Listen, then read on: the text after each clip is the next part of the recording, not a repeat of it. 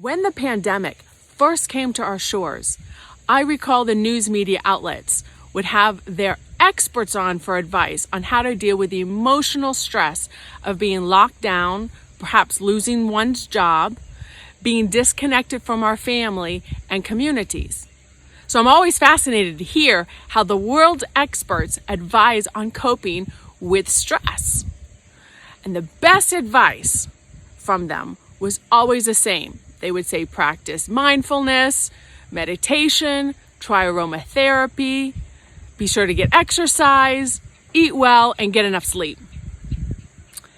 Okay, as agents of change, I am always teaching about the importance of our thought life and renewing our mind. But what about our emotions? As leaders, emotions do not manage or dictate our life. We are to manage our emotions, and faith dictates our life. But I want to have a conversation and highlighting how the sons of God are to process these emotions, dealing with the changes that we are all facing to one degree or another. In our discussion, we also touch on this issue for men. For our society has attached an emotional stigma to its idea of masculinity. But looking to Jesus, there are so many times he was moved with compassion. Or even King David. He was a great warrior, but he was also a man of raw emotions before God and expressed them in the Psalms time and time again. Now, God created us with emotions, and therefore there's a healthy way to process them. So join us now as Leslie Pitt and I discuss Kingdom's response to emotional stress.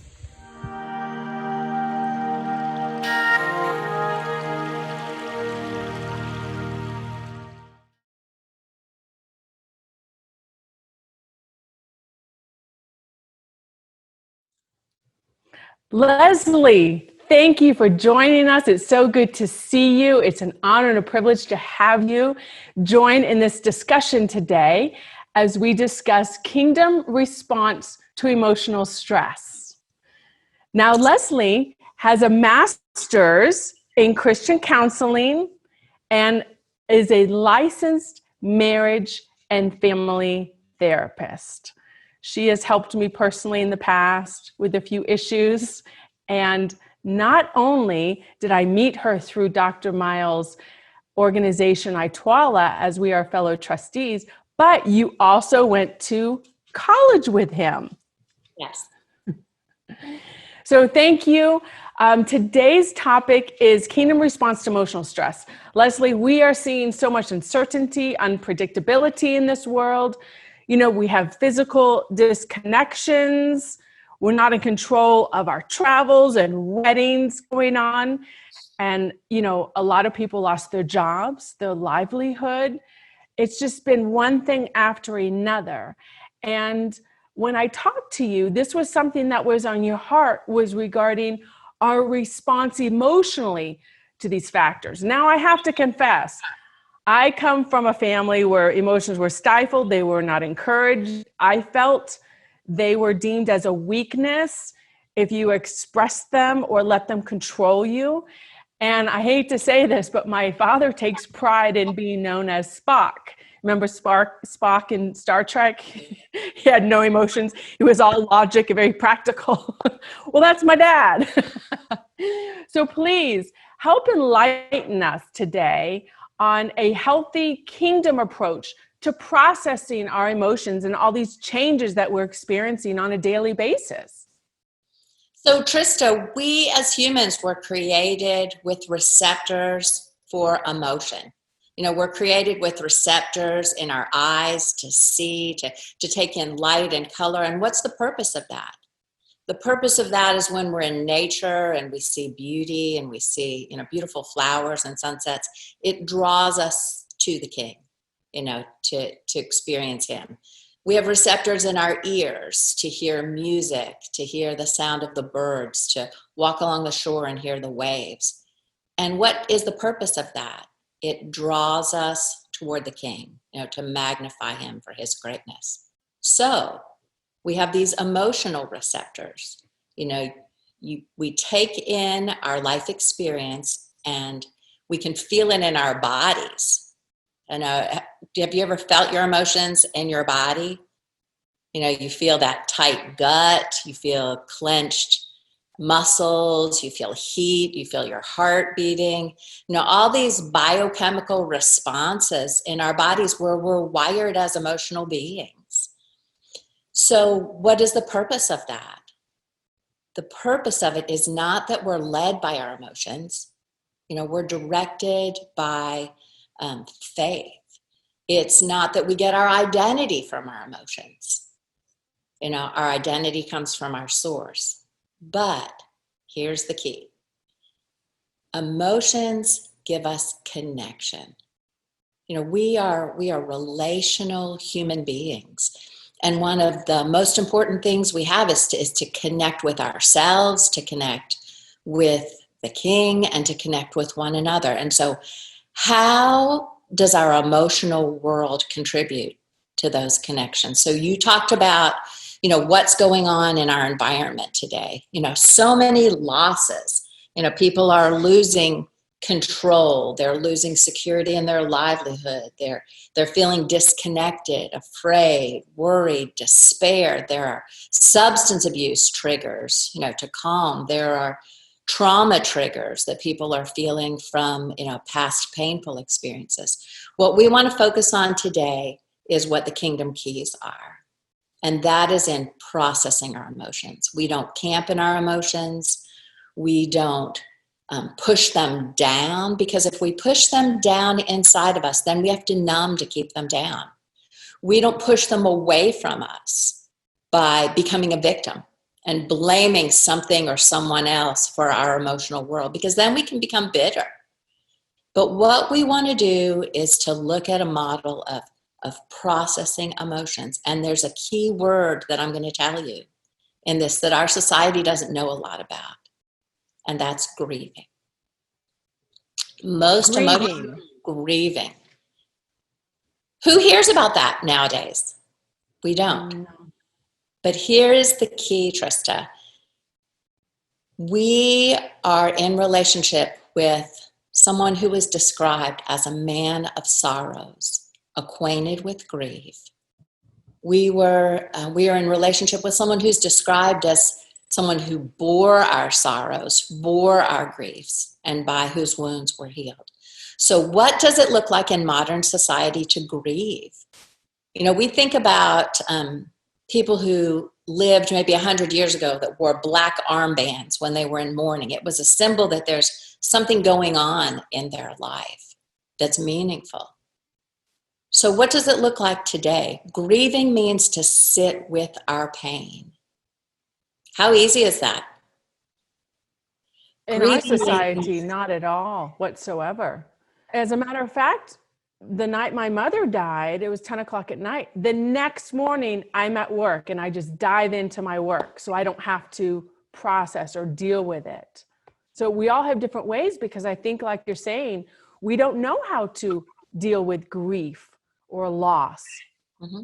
And that's the model our society gives, is just press on, you know, just get over it. That's not how we were created as humans. You know, we're created as humans to respond to loss by grieving. And what does that look like? Part of that is naming what's going on. Notice when your little girl, you know, we all know Trista has this beautiful little girl, that when she is out, you know, outside and there's thunder and lightning and she comes to mom and she's nervous, she's afraid. You know, we give her the name for that. We tell her what's going on and we provide comfort. Or if she's learning a new task and she gets overwhelmed, you know, we help her learn and give her support in that. She comes to us. When she falls and gets hurt, skins her knee, she comes to you. That's what our relationship is to Jesus in this. We bring this emotional load to him and we name it. And what happens when we name what's going on in us is that swirling that's going on in our gut moves physiologically from our gut to our brain. And that's where we can speak, to the Lord. We are experiencing uncertainty. We are feeling disconnected. We are sad at this loss. But we're using words, and we're using this time with Him, who is the Almighty Counselor, to speak what's going on, not again to take that as our identity, but to have that process going where we connect with Him, and the pain of that is exchanged for His peace. What happens is when we use language for what we're feeling, we are able to look at meaning. And God can show us what this means in our life. So here's an example. During COVID, my dad died. He was 83 years old. There's this loss that you experience, not only in the separation, physical separation now from you and your dad. It's that my husband's physician said, it's not very good for you to go to Pennsylvania and be in a group right now because of some of his health concerns. So what did I have to do? I had to process this with the Lord. This is a loss, the loss of being in community with my brothers and sisters, the loss of the saying goodbye. And so you take those things to Him, and as you speak those to Him, He gives you meaning. He also helps us understand how we've grown and changed. There's a process that leads to acceptance and to hope. And so when we actually use words to express our grief to the Lord, He meets us in that place. He may give us creative solutions, in the midst of that. For me, once the feelings from my gut went into naming this before Him, and I had this idea, well, maybe I could write His eulogy. And so I was able to do that, and that was very meaningful in being connected with Him. Also, it was a time to embrace how, we're growing as a family and connecting in this experience.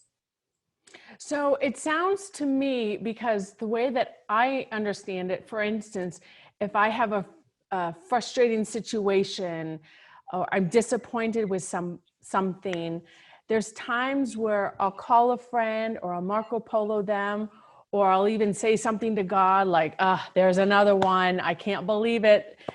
People are so disappointing. I'm so frustrated. And to me, it feels like a release, like I'm letting it out. And I don't know, it just does something for me. Is that sort of what you're also talking about?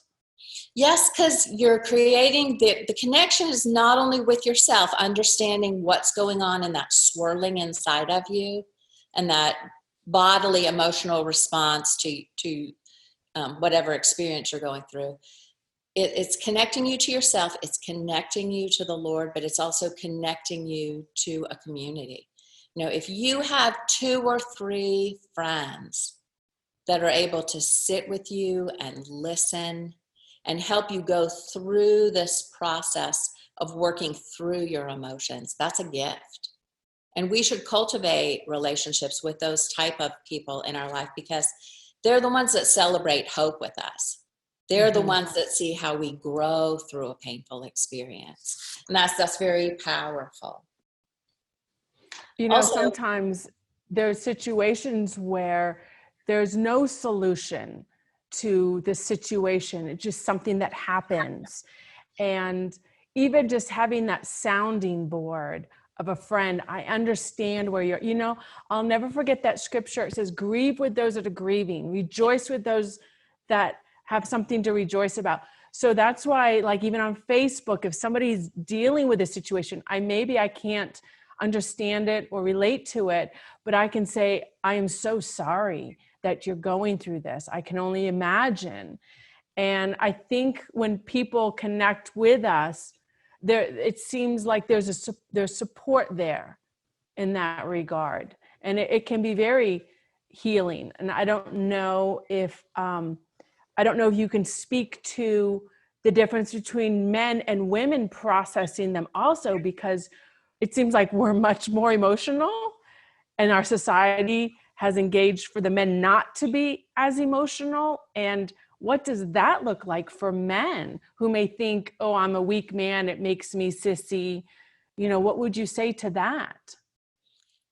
For men who've got spouses, they are their best advocate. When a man is dealing with something emotional, it's harder for them to talk to another man about it. But if they will cultivate that relationship of vulnerability with their spouse, that is so helpful to them, to help them process and understand what it is that's going on inside of them and keep from getting stuck there. Also, when we have unprocessed emotions, that causes triggers. So that's what we want to avoid, in our lives is the triggers of unprocessed emotion or trauma. So women, you talked about women. We are wired for connection.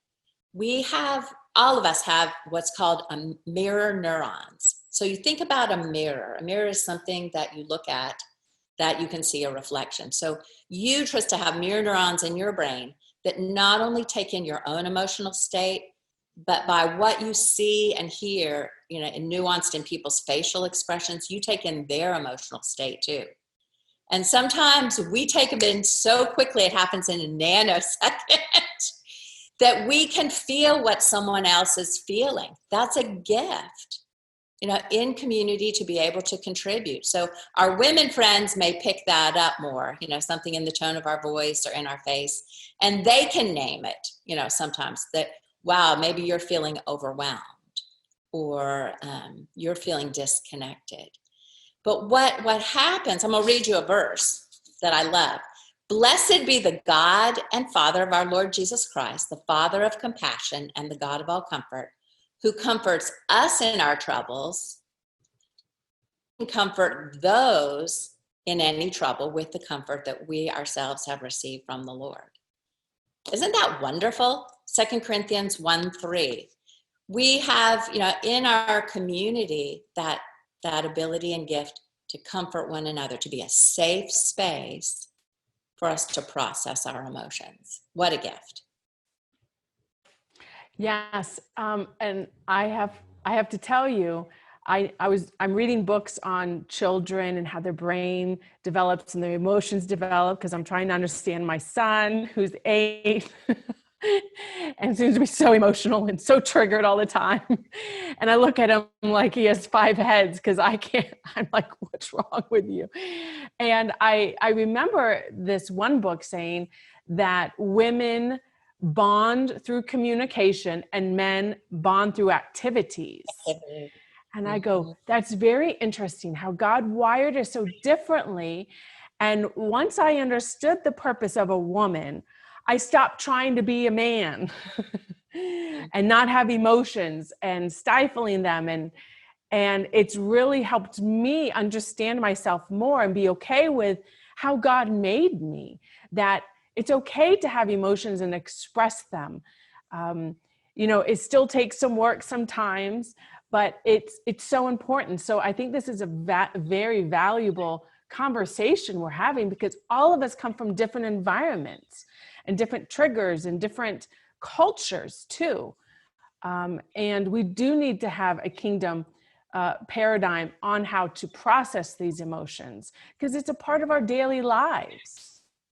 Well, when you think about what we talked about earlier, what's going on in our environment and the stressors, again, our bodies are wired that when there's stress, we release cortisol and adrenaline. That's not healthy for us. What we find is in our friendships and our relationships in community and in prayer, notice that both methods of connection, when we're connecting with the Father and when we're connecting in comfort with one another, oxytocin is released in our bodies. Oxytocin's that feel good, well-being, things are right with the world. It's that hugging hormone that's created when, we hold our newborn baby and we bond with them. So think about that. There is a shift when oxytocin goes up, cortisol goes down. That's the stress hormone that's that's released in our bodies when, I'll show you a picture of our brain. This is our brain. This is the front of your brain, and this is the emotional center of your brain. The emotional center of your brain is called your amygdala, and its whole job is to scan the horizon of your life to see if there are any threats. It's wired for that. When it sees a threat, it's like a smoke alarm. It activates, and in a nanosecond, it starts sending biochemical messages into your body to release stress hormones. So when we're flooded with stress hormones, that's not good. But notice that oxytocin, when it goes up, that well-being that's created, released through connection, cortisol goes down. We're healthier people when we are. And also the other side of that is, I recall that men respond to stress differently than women.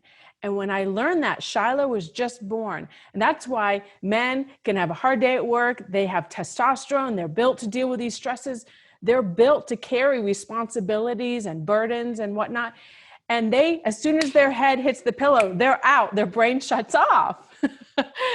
And then I learned that as females, the way that we deal with stress and these hormones that you're discussing is, I recall it saying the more stress you have, the more cortisol that you're producing, that suppresses your nurturing hormones. And I said, oh my goodness, I need all the nurturing hormones I can get. Because Shiloh was just born, so I have 2 little children. And I made up my mind. As soon as I learned that, I said, that hotel can wait. That hotel will always be there. It's not burning down. It may not run as smoothly as I would like, but I can only take on so much responsibility as a new mom. And I said, I got a manager. They can run the hotel. I'll manage it from a distance. But I did not want to sacrifice my nurturing emotional hormones that my children need from their mother, and for the sake of the hotel, because of the stress that it brings on a daily basis. So hearing this just confirms what I had learned, and it's true. And the men deal with it a lot differently than women as well. So, when we bring this back to the focus of our society, having a lot more stressors during this unusual period that we're going through, how do we take care of our own bodies? So we want to be aware of the stressors. We want to name them. We want to communicate that to the Lord, to process with our Almighty Counselor, and not run away in shame and say, oh, there are these emotions I'm feeling. Surely, he's going to reject me for those. Because there's an entire spectrum of emotions we were created with the capacity for.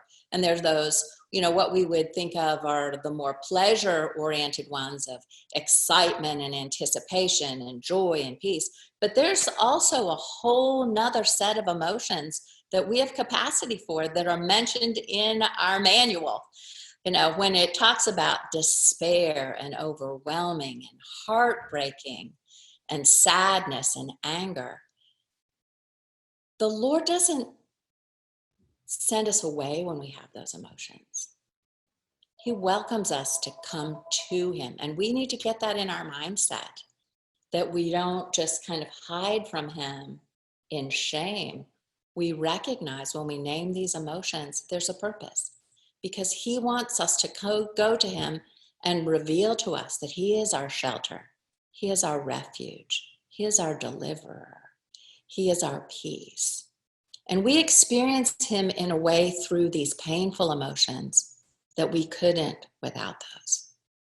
So we want to be healthy. We want more of a revelation of who he is and allow these stressors to do that.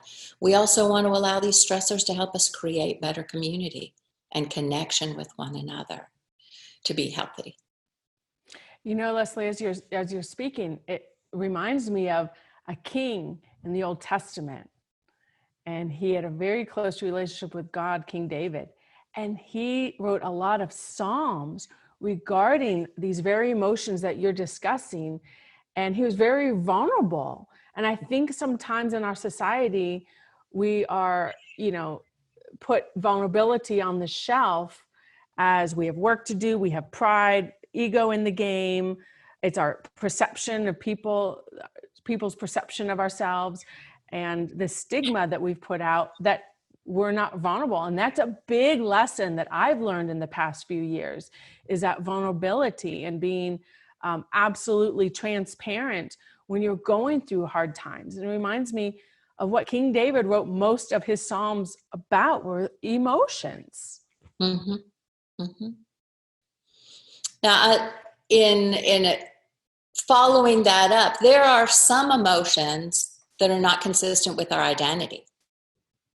And I'm going to put a little caveat here, because sometimes when we feel an emotion and we take it to him, it can be, are we feeling unloved? Well, he'll remind us we are loved with an everlasting love. Or if we're feeling unsafe, he will remind us, from Psalm 91, that we are covered by his wings, that those feelings are not necessarily true. They're based on a distortion. Maybe we're feeling vulnerable and helpless, and he'll remind us, call to me and I'll answer you.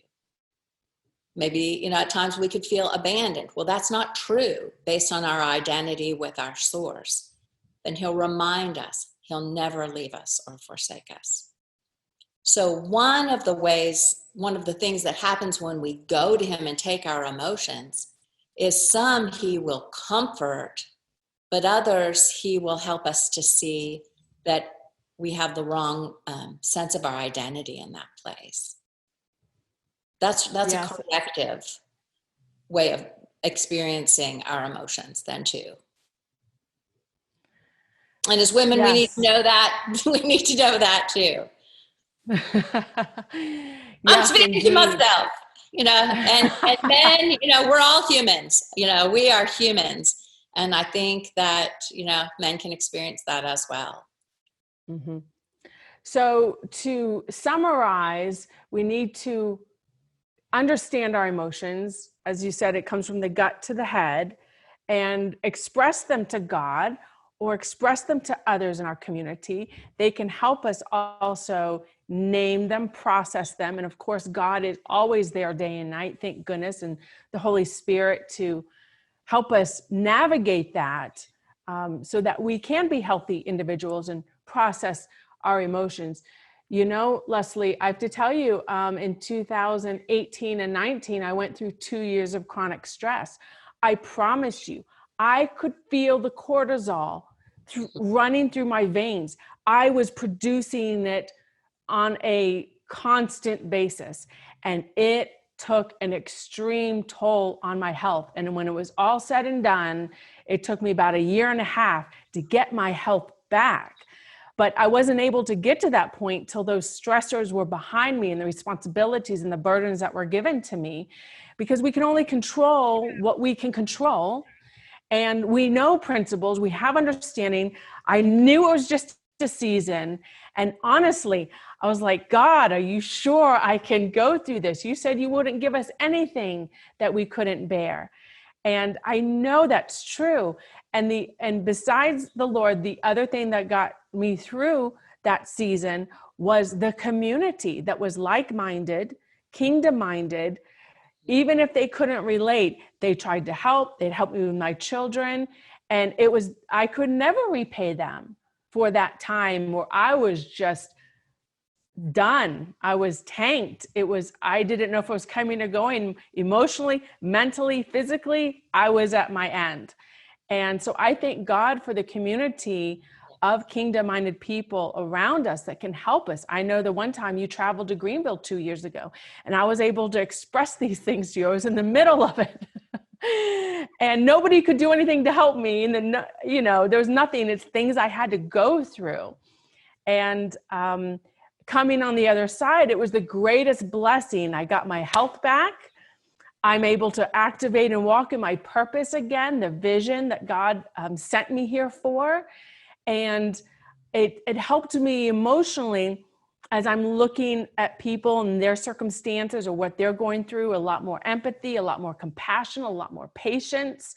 And so much good came out of just one of the worst times of me that I went through. So I think these are key things that we need to address. and know that God uses everything for his good, everything. And it's just going through it, knowing it's a season. And then how do we process it? And what does this look like? Are there any last keys that you want to give us as we go? Any last words as we conclude today? I just want to tie it all up with reminding us that we were created with emotions, receptors for emotions. We can recognize what's going on in our body and learn to name these emotions. And then we can grieve the losses that are involved in those. And as we do, there's this release that happens, and there's a divine exchange where we receive peace, where we get to a place of hope. And it's also going to produce greater connection. So I would encourage you to seek out, a couple of kingdom comrades in arms with who are in the same kind of processing, to recognize that our emotional world is a holy place and that we can be safe with one another in that place, to keep these emotions moving and to see what we're to learn and how we're to grow through those and allow these connections to happen. And so I would remind us that we want to stay stabilized in prayer and in meditation, and we want to maintain kingdom perspective during times of uncertainty, because when our society is shaken, we have a kingdom that can't be shaken. Yes, and amen. Thank you, Leslie, for joining us today. We're taking these words to heart. We appreciate who you are and what you've brought to the table today. And I pray that we all have understanding as our eyes have been opened, as we understand the importance of processing these emotions in a very healthy way, so that we can be instruments used by God for advancing this kingdom. Thank you, Leslie. It's great seeing you today. Thank you, Trista.